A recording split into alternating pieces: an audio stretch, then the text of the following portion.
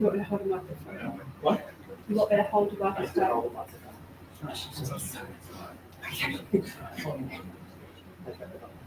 But you're going to introduce me. Hello, right, is that coming through the speakers? Yeah. Loud enough? Okay, thank you very much. We've had some interesting fun and games here, but welcome to Skeptics in the Pub. Good to see you. Is anyone here who's new? First timers? Hi, say hello. Hello. Okay. For those who don't know, my name is Tim Mendham. I'm the Executive Officer of Australian Skeptics. We have various committee members here. We have Jessica Singer, who's our President, Lara Denham over there, who's our Treasurer, and Ian's here, who's our Challenge Coordinator. Thank you very much. And we have various personalities here, including Maynard, who's here. I'm here. Yeah, okay. And there's some other people in the audience as well. What we are talking about tonight is obviously a pretty important topic. The first announcement is that the 2025 Skeptics Convention will be held in Melbourne. I lost a bit of paper.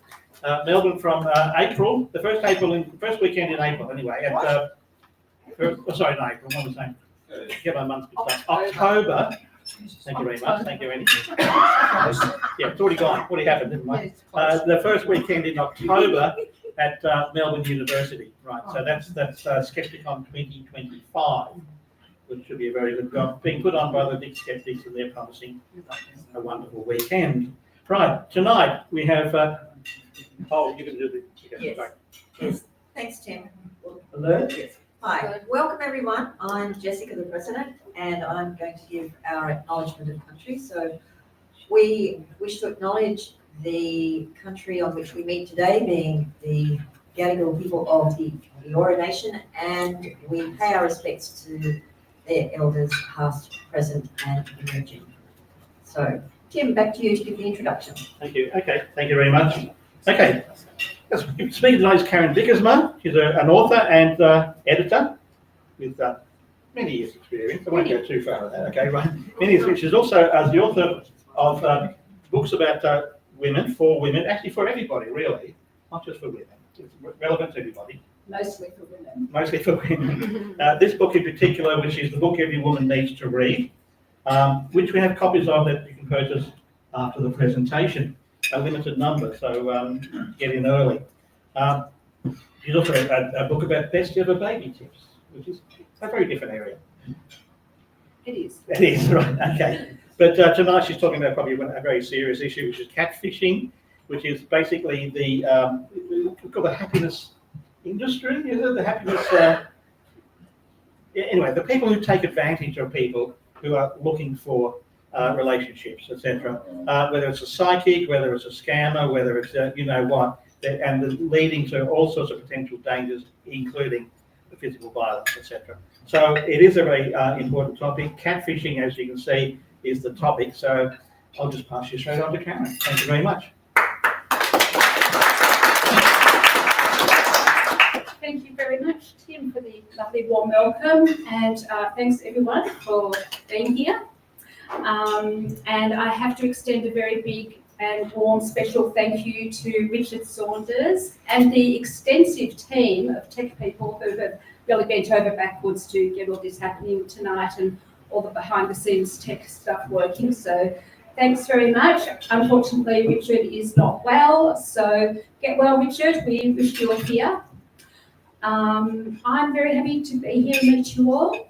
Yesterday I had the pleasure of meeting with Annie McCubbin and doing a talk with her about the book, about DV. And Tim, so you kind of mixed up my three most recent books all together, and it is very confusing. I've been talking about a few different similar topics all together, but this one is catfish, scammers, and other online predators. The book, I draw a lot from my personal experience and the experiences of other women, because the personal is often universal and very relatable, and because these are very important topics. And also, just for disclosure, my degree is in visual communications, not in sociology or psychology. So I'm a layperson doing research and drawing on personal experience. You may have picked up that I do rather focus my research topics on women, particularly on the safety of women. And why? Because literally our lives depend on it. The current rate of women and their children being killed by a partner or ex-partner in Australia is now more than 1 per week. So you can see why I focus on the safety of women. And sadly, in the time I was preparing these slides, I had to update this slide twice, as recently as last Monday. So that's how much of an issue women's safety is. And according to the Australian Bureau of Statistics, based on figures from police agencies, 97% of sexual assault offenders are male. Oh, I should say also, questions or comments, please hold on till the end and we'll have time for those, hopefully. Here are the scam statistics from ScamWatch, because what I was just saying is a preface, now we're getting stuck into the topic. When it comes to scamming, around 250,000 scams are reported to the ACCC in Australia each year. And scams are also notoriously underreported because people are embarrassed, people are ashamed. So that's just the ones that have been reported. We know there's going to be more than that.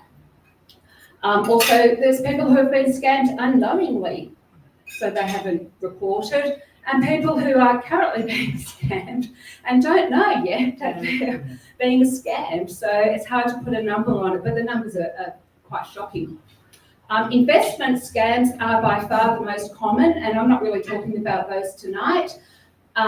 It's followed by romance scams, which is more of what I'm talking about tonight. Investment scams are more common among men, looking at scam types by gender in the first graph. In the second graph, looking at females, the romance scams are much higher than they are for males. I do acknowledge that men are also targeted by scammers, and men lose more money apparently to scammers than women do, but essentially because it's women being sexually assaulted and murdered and assaulted by men, as well as being scammed in equal numbers, that's where my focus is.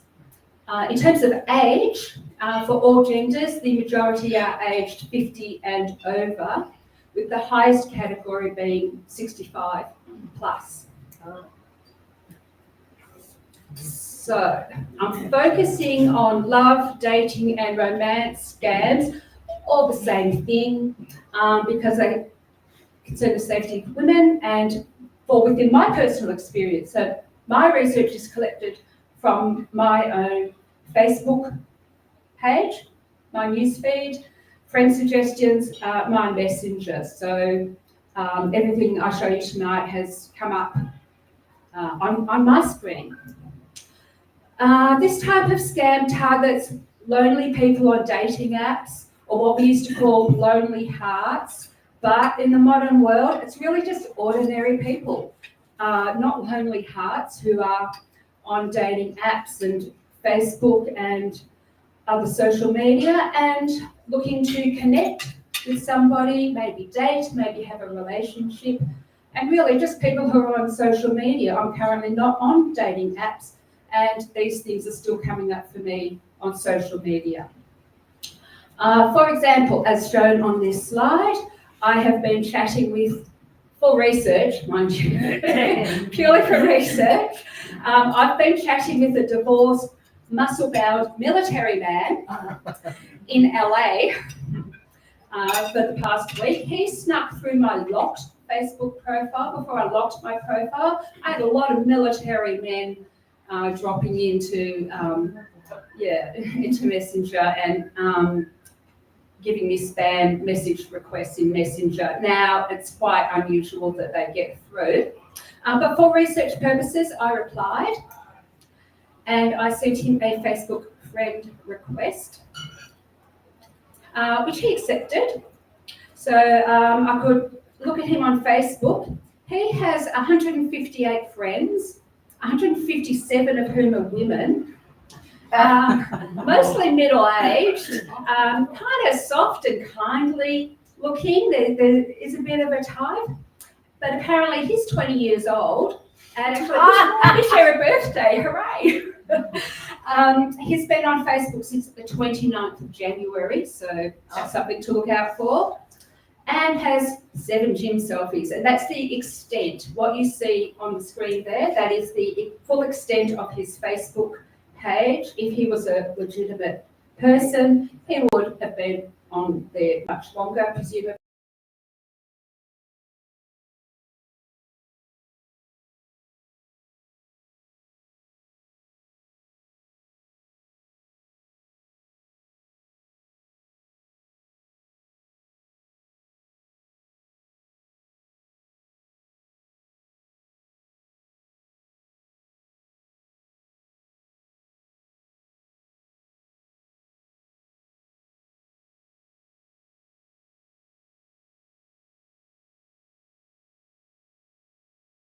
I don't answer him, he can get quite pushy. And he keeps forgetting. It's because I'm in Australia, we're on different time zones, and I've told him repeatedly, but I don't think he's actually reading my replies. So there's almost no continuity. He asked me about 5 times in the first 24 hours what my interests are, and I've already told him. And I'm curious, we haven't got quite this far yet, we're still talking, but I'm wondering why he will soon need money.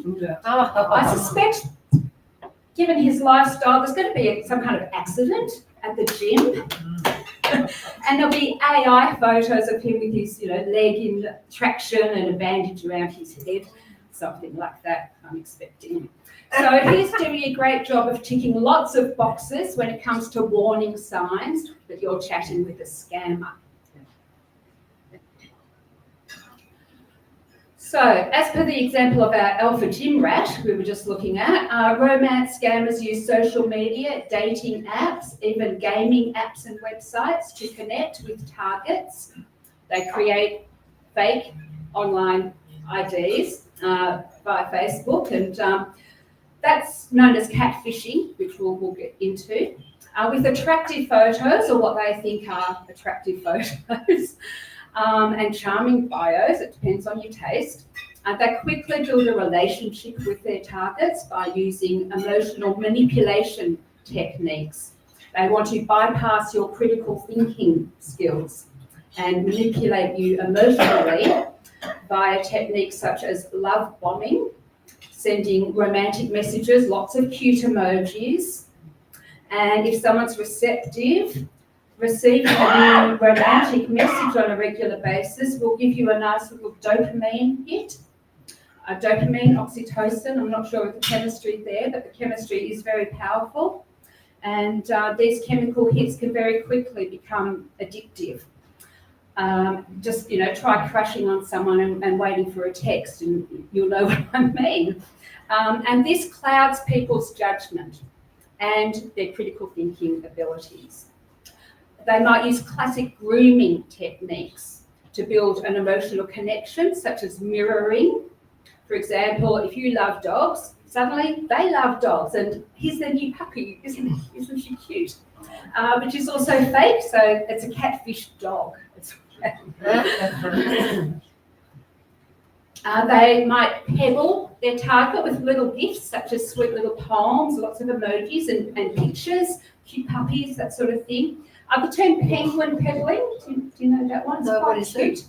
It comes from actual penguins and the way they will drop pebbles to each other as a sign of affection, a sort of mating ritual. And so now we've sort of adopted that as human behaviour. If you're gifting somebody, songs or poems or, cute things via text or messenger, you're pebbling them.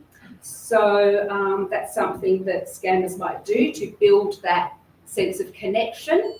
And also it's gift giving, which makes the recipient more receptive when it comes time to start asking for favours, which is what's going to happen. And again, it's emotional manipulation. Once they have someone hooked, the scammer often tries to move them off the safe app, like the dating app, to a free messaging platform such as WhatsApp, or what's that one that's in the media at the moment? Signal. Where you don't have admin to report them to, whereas you do on Facebook or on dating apps. So they're moving you into a less safe zone. And while their romance game is strong, there always seems to be some reason or other why they can't meet you in person or even FaceTime or video call. They're overseas, they're on a flight, they're somewhere remote, like an oil rig, that's a popular one, or their technology isn't working, it's glitching out, but they can't actually speak with you in real time. And then comes the sob story. An emotional tug on the heartstrings, which will be, a medical or financial crisis, either for themselves or a close family member, or they need money to meet up with you finally, so you can meet in person at last, in real life. Or it could be for you to invest in a Ponzi scheme or crypto. Crypto can be moved around very quickly and anonymously, so that's quite popular among scammers. So it's not essential or even really very possible to make a clear distinction between a catfish and a scammer, because catfish are scammers and scammers tend to be catfish. So it doesn't really matter, and the terms are used pretty interchangeably. But technically, catfish is someone who will create a fake online ID with stolen photos or stock photos or AI-generated images of an attractive person or celebrity. And we'll look at one of those in a bit. Again, to connect with people and emotionally manipulate and exploit them. And to hook them and scam them for things like money, gift cards, gifts, even to get them to move stolen goods in real life or electronically. Sometimes even things like child pornography. So it's pretty insidious at times. And like scams, catfish will start with a small amount, a small request, and then they will build it up to a larger sum or volume. According to ScamWatch, the Australian Government National Anti-Scam Program, 1 in 3 victims of a scam have been scammed more than once. I'm not sure if that's by the same scammer or different scammers, maybe a combination. And then there are second-tier scams who will contact someone who's been scammed, so presumably the same scammer, to offer to help them get their money back, which of course is a timely offer and one that they're in need of, so you can get scammed again trying to get your money back. And then there's other goals for catfish, like seeking revenge, revenge porn, image-based abuse, sextortion, bullying, harassment, if it's by somebody who wants to extract some kind of revenge. And it's not a crime in itself, but some of the actions that go with it might constitute a crime. And like scammers, catfish may be from a scam farm or factory, or they might be individuals, as in the American reality TV series, Catfish. So the term catfish is also, just in general usage, not necessarily technically correct, but in general usage, used to describe somebody who misrepresents themselves on a dating app with old photos or my experience on Tinder was every single one of them was a catfish, either because they were considerably older than their profile photos, 6 inches or more shorter than their stated height, as if you're not going to notice when you actually meet. One who was unable to speak French despite being French and having French as a language. And then there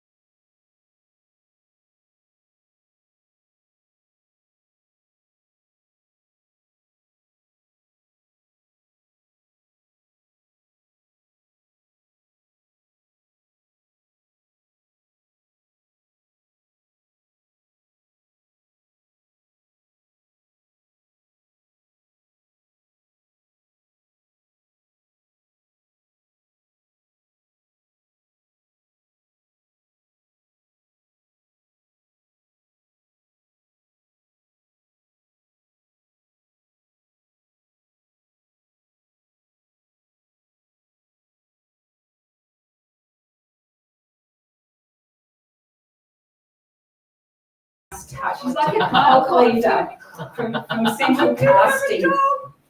Yeah, the dog. I do have a dog. I'm a God-fearing man, trustworthy. My hobbies, I love swimming emoji, singing and dancing. I do have a dog. Oh, widowed. Oh, so that's winning. And the poor dear heart, yes, he is widowed since the 18th of March.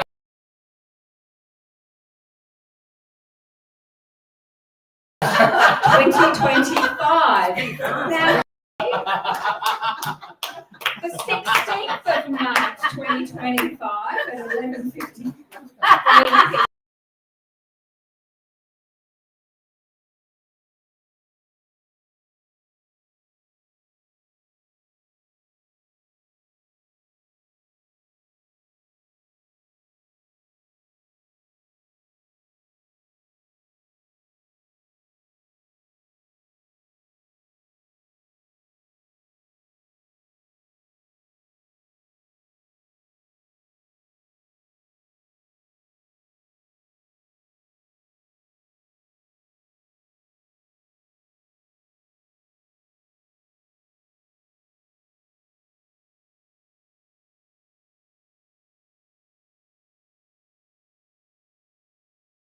Is the real.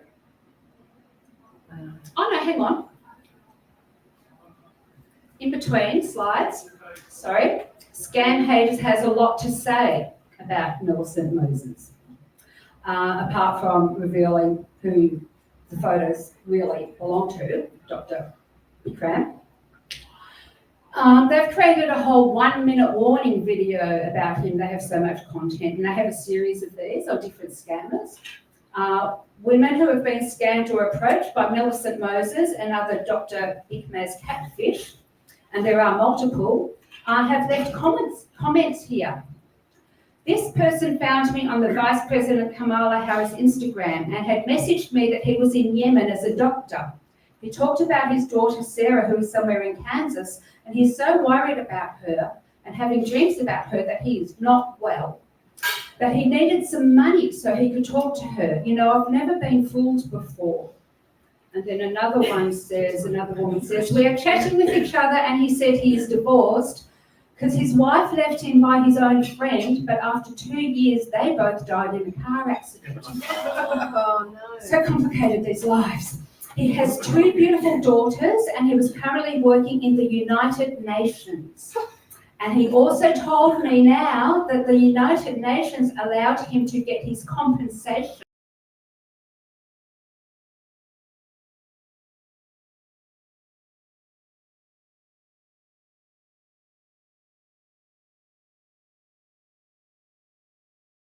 Thomas in Syria. So he gets around Instagram, Messenger, Facebook, email, dating sites are all the methods that he's used. He's prolific. He's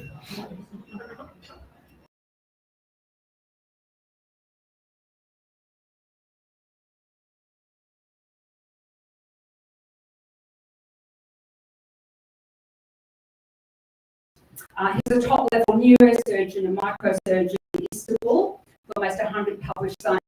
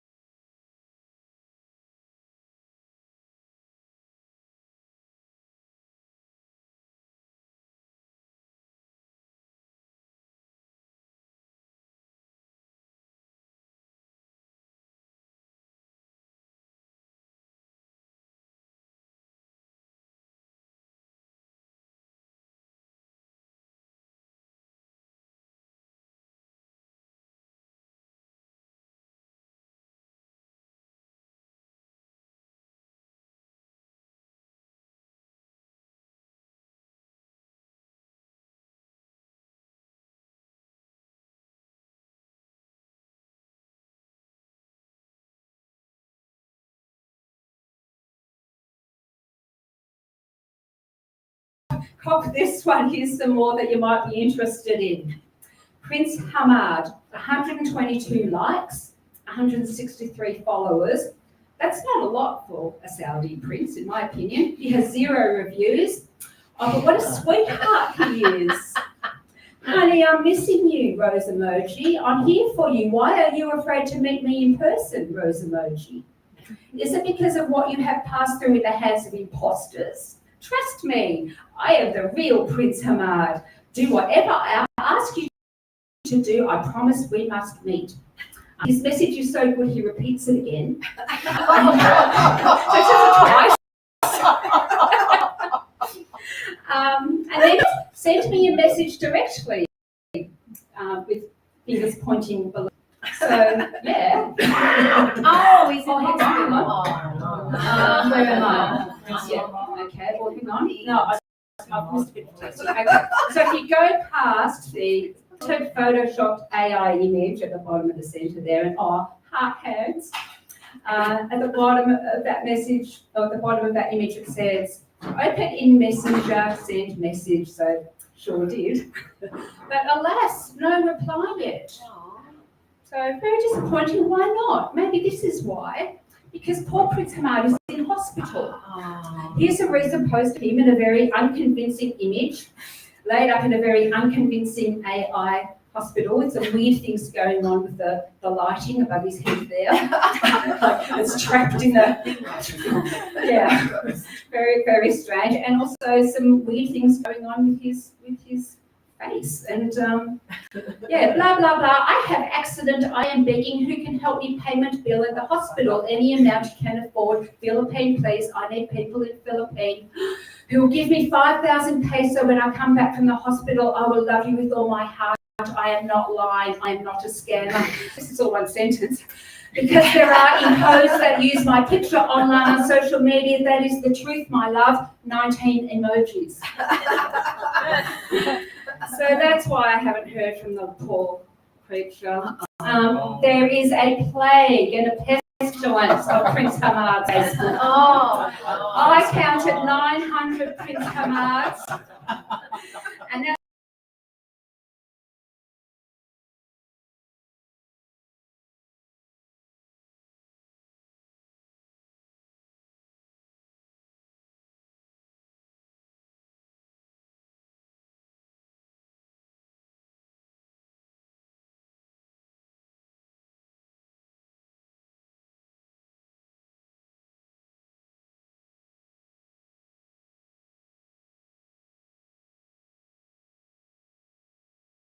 the real Prince Hamad. And what do I find? There is no real Prince Hamad. So all the copycat scammers who are copying the Prince Hamad profile probably don't realise he's not an actual person. There's Crown Prince of Dubai, His Highness Sheikh Hamdan, who has been Crown Prince since 2008, but there's no actual Prince Hamad. He's entirely made up. So let's move on to our final catfish of the evening. Not a prince, not the artist formerly known as Prince, although I'm sure he has quite a few Facebook pages. It's Lenny Kravitz. For some reason, a very popular target for celebrity catfishers. Top left, we see the suggested for the real Lenny Kravitz Facebook page with the official blue tick and 7 million followers. Then just below that, the real Lenny Kravitz, we have another Lenny Kravitz with what is supposed to be a convincing green tick. And under his name in grey, oddly, it says Elon Musk 009. Curiouser and curiouser. And just like Prince Hamad, Lenny's people are most vexed and concerned about all the imposters and scammers out there and address the issue.